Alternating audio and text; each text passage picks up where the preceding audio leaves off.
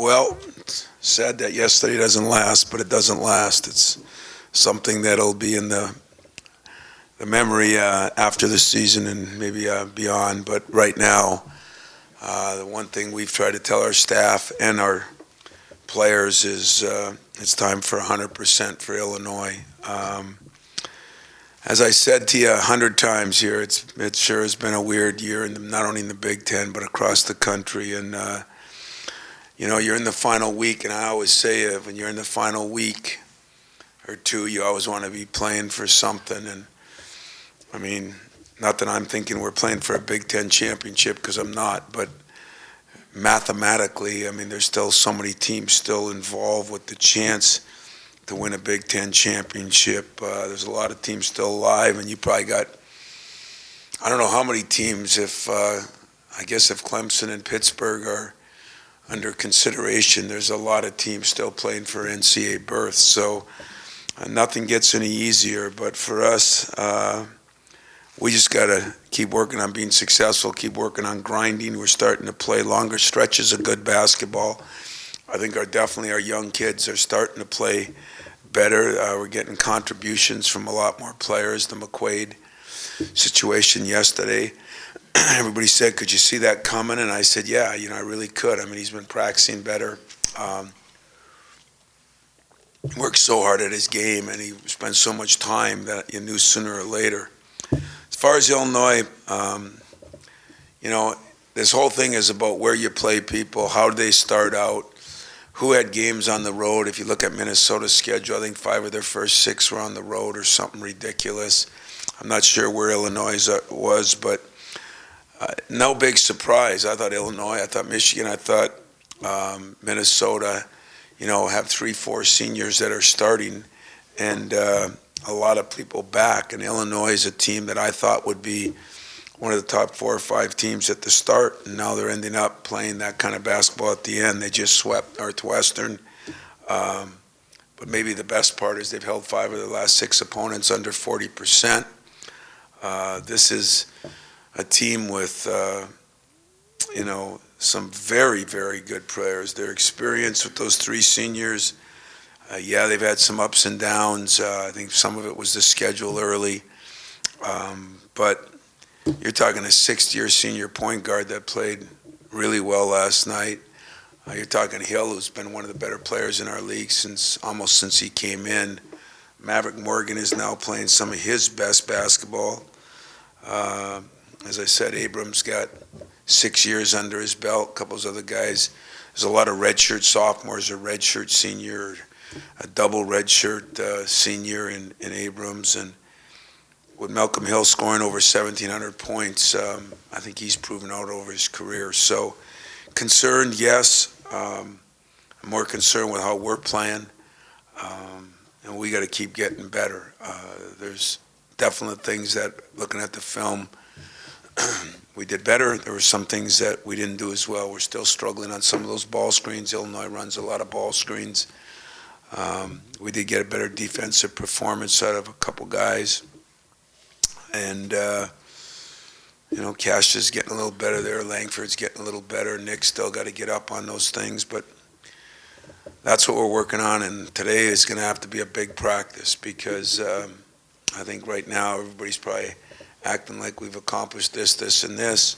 Number one, we haven't accomplished anything, because it's the way it is. But we did take a giant step yesterday. And I think now you could be playing to get in the tournament. You could be playing for a seed to get in the tournament. There's so many things, so many teams they're still playing for. We're just one of many. Questions? Yes, sir. Yeah, go ahead. Here. Obviously, relying so much on the young players has been the case most of the year.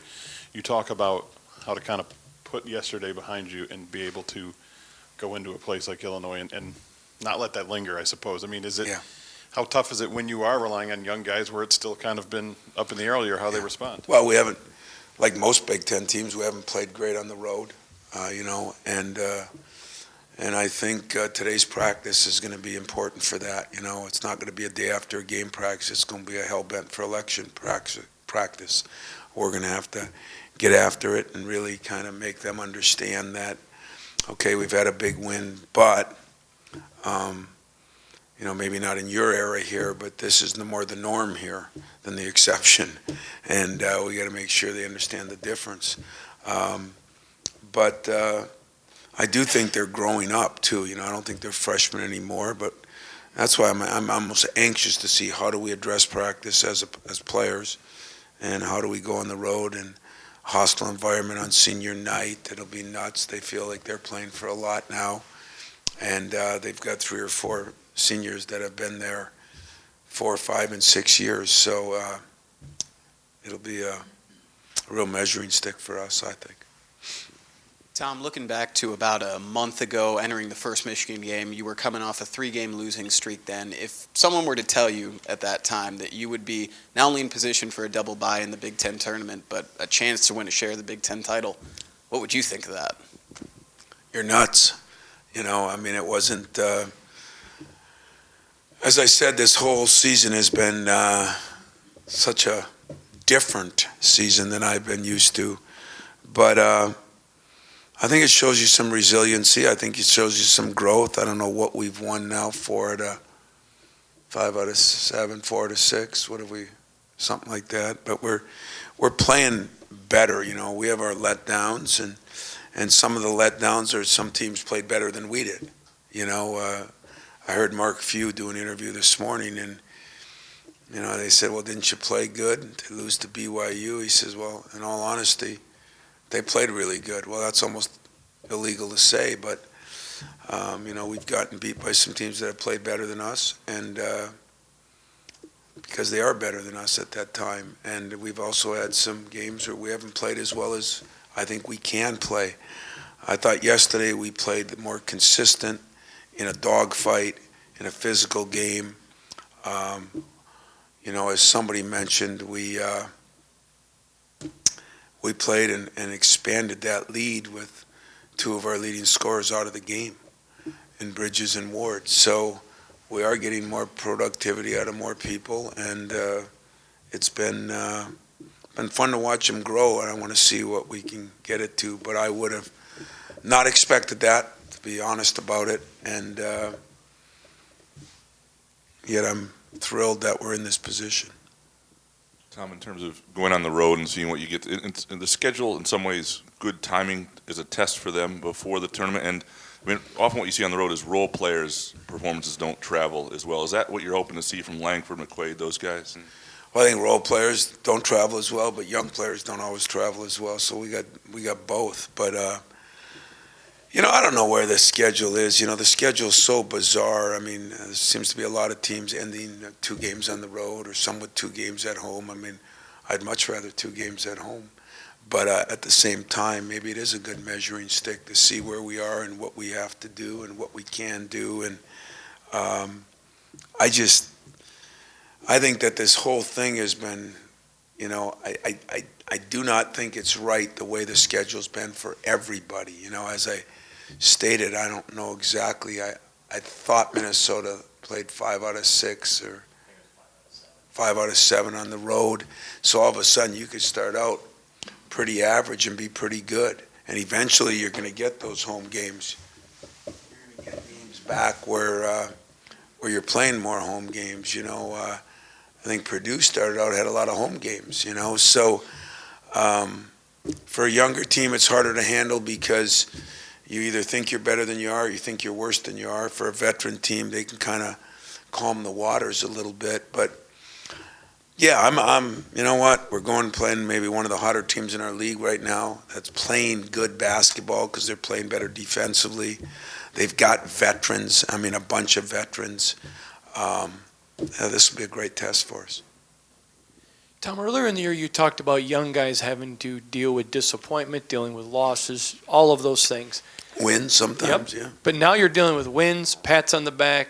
They're starting to feel that Spartan magic as March comes. How do you approach this stage of what's been several new stages in your career? Well, I'm going to approach this stage like you're supposed to approach them at the, what is it? Is it the end of February, beginning of March? I think today's practice is gonna, I think I'm gonna know a lot today because I told my staff they better be ready to go. I told the guys yesterday, you better be ready to go day after a game at this time of year. I wouldn't say that's normally what you're trying to do, but I just think that you're right. Everybody is, I'm so screwed up on where the NCAA tournament is when I think there's 4 and 10 teams being considered and there's 10 and 6 teams being on the bubble, and I don't know where it's at, so I don't feel comfortable with anything. Players now, they're hearing from everybody that there's a comfort level. That comfort level is going to disappear at 3 o'clock. I'm anxious to see how they handle it because it's not going to be a day after practice there, Can you talk a little or bit? day after a game practice. Can you talk a little bit about Nick's development, both on the defensive offensive side? I mean, he had those big points early, but really it seemed like he did a decent job with Hap in the paint. You know what? Decent job with Hap in the paint is a good way to put it. When you said his development offensively and defensively, I was questioning what you were watching, but you are right. He did do a pretty good job defending him in the paint. The biggest problem with centers or forwards now is can they defend ball screens? And especially if you have guards that aren't great at it, and then your post guys are poor at it, that's a problem. He's definitely making some progress getting up there. But I think Nick is ready to take another big step because he's been a lot more focused, a lot more coachable, and I don't mean he wasn't, but I mean I think now he understands why, which is normal, and he's got to get up on those ball screens a little bit more. But on the block, I would have to agree with you. He did a pretty good job of walling them, pretty good job of staying down with all those pump fakes they use on a very difficult guy to guard. So, yeah, you're right about that. You talked about with the schedule or whatever it may be, and forever, the way that the tough games break. A team like yours can end up 4-4 early, and maybe not think that they are that good. How much of it, especially with the young guys, is convincing them that they are good? The reason it's a great question is remember I told you that there's been a lot of new things for me too. This is new territory, playing 4 freshmen yesterday. All of them played more than 25 minutes, didn't they? No, Nick only played 19 because he was in foul trouble, but everybody else played 25 or more, and that's new territory. Another thing that's new territory for me is trying to figure out these schedules.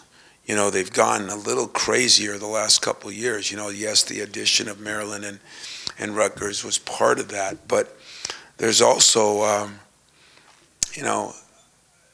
5 out of 7, I don't ever remember that happening in the Big Ten. It might have, but finishing with 2 road games or 2 home games is part of in the bylaws of what they're trying to do. But I think for the most part, a lot of these things are new, and then when you add in who you play once and who you play twice and who you play on the road, you could come up with some terrible schedules for a team, not Michigan State, any team, or some terrific schedules for a team if they play maybe some of the worst teams on the road, and then they get 2 great teams, but they get them at home. And there's so many different factors right now that are making, I think, everybody in the country, and it's maybe why we have such a screwed up year. Maybe everybody's trying to adjust to that. It's not just Michigan State. It's not just the Big Ten. It's happening in the ACC. It's happening in the Big 12. Everybody's kind of got the same thing. I shouldn't say the Big 12. The ones with these mega conferences, where there's 14 teams or such. And confidence is now a bigger factor than competition, in my humble opinion, because of the social media and all the things that are thrown on these kids. If you do start out poorly, give Minnesota a lot of credit to lose 5 in a row and then come back and win 6 or 7 in a row. But it's easier to do that when you have veterans than when you have real young guys. And so, You look around the country and teams that are able to pull up their bootstraps and survive it are usually teams with more veterans. After the losses on the road, energy and focus have been two of the biggest or most used words, I guess. Do you think the sense of urgency of this being the end of the season can kind of help in that regard? Guys know they need to come out locked in? Yeah, I think so. I really do. But I think some of it is the end of the season means that those guys have learned throughout the year. But, think what Illinois is playing for too, and that's the other problem. It's not just what you do, it's what your opponent does. They've now won some games in a row, probably a disappointing year for a while, especially for all those seniors. But, they might be ready to play for the world on Wednesday. And so it's not just what we do, but I think our focus is getting, better. The turnovers have come down. The free throw shooting's gone up.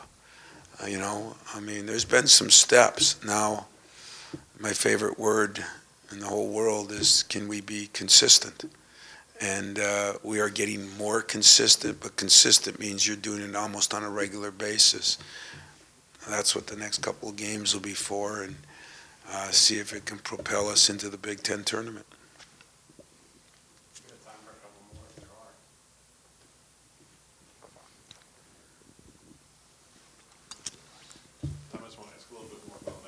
Quade, because we've seen him working at this, but it seems like the confidence was the last thing to really come for him. And is that just a matter of a few shots go in and finally that can break through when it comes with the work he's been putting in? There's times that I've looked at your job, I've looked at my job, I look at fans' jobs, and sometimes where I think I get frustrated with people is I think two things have happened with Matt. I'm going to use the 6 months off that he had because I just don't think a shooter can not get better in the summer. And then when your confidence goes, it's double damage. It goes because you didn't do anything for 6-7 months. And I think that to his credit, and I said this every press conference, it's been disappointing, but he keeps working at it. And what is a game where you have a big game? I think it does a lot for a shooter because I think shooting is about confidence, and everybody wants the coach to snap his finger and give it to him, and it just doesn't work that way, So he has continued to work on his game. He's continued to live in the gym. He's continued to watch film. He's a coach's son, and he's kind of handled his business like that. It's almost a shame what happened to him last spring and summer, because there's a guy that will work on his game. Some guys you got to beg to. There's a guy that will and couldn't do a thing. When I say a thing, you think about it. Some guys have a bad leg, they can still lift weights. Some guys have a bad arm, they can still work on their legs. Some guys that have a bad leg can just go shoot free throws, hundreds and thousands of free throws. He could do zero, and because of that, I think he did lose confidence, and I think it has been a rough year, and I'm probably as proud of him as anyone because he never quit working at it.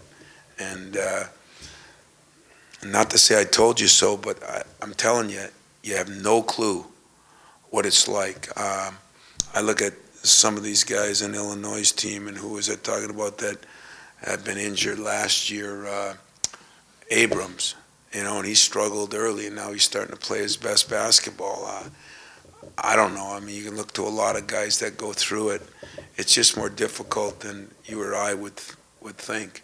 I only know because of experience somewhat, but I've never been in that as a player to miss that kind of time. But it couldn't happen to a better kid as far as get a chance to redeem himself because he's kept working at it, and that's all you ask as a coach, And if he does play better like that, he can get a little more consistent like that.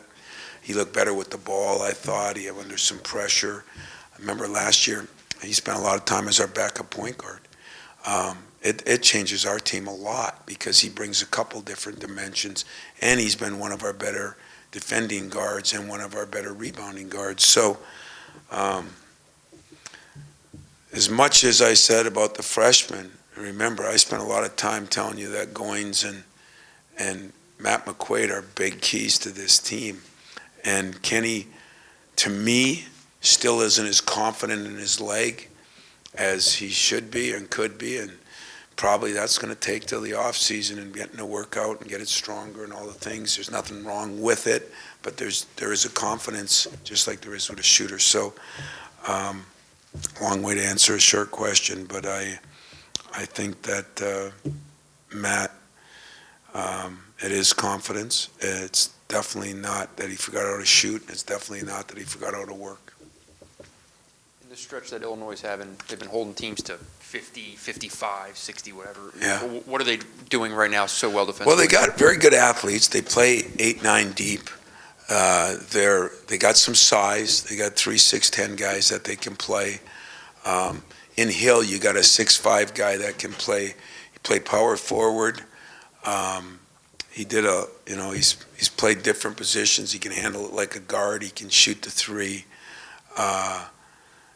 You got some beat 'em up guys in there. You got some guys like Lands and the point guard that are quick, athletic, skinnier, smaller guys. So they've kind of got a good combination of a little bit of youth, a lot of veterans, some guys that have been through a lot of years, guys that have been through injuries. I just think that those older guys are figuring out that you still got to be able to defend to do well in this league.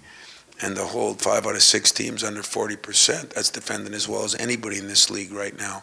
And they deserve a lot of credit for that. And I think I think it's their veterans that are really taking that team over.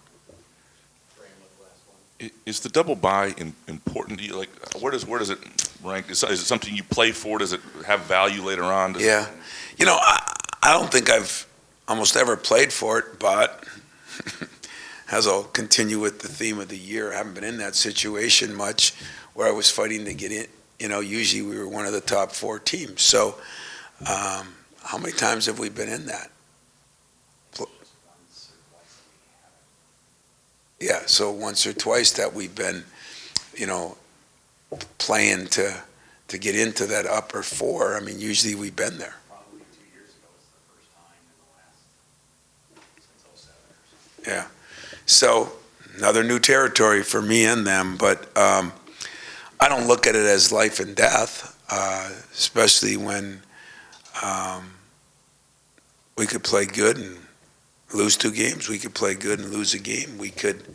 There's other teams that, I haven't looked at everybody's schedule, and it's such a quagmire of teams right now. I don't know what the situation. So again, that's something that's, I guess what's controllable for me is if we'd win out, I think we'd definitely be in there. That's the only thing controllable for me, and that's a good position to be in. It's not an easy chore, but a good position to be in. Thanks, guys. Yep, thanks, guys. He got it.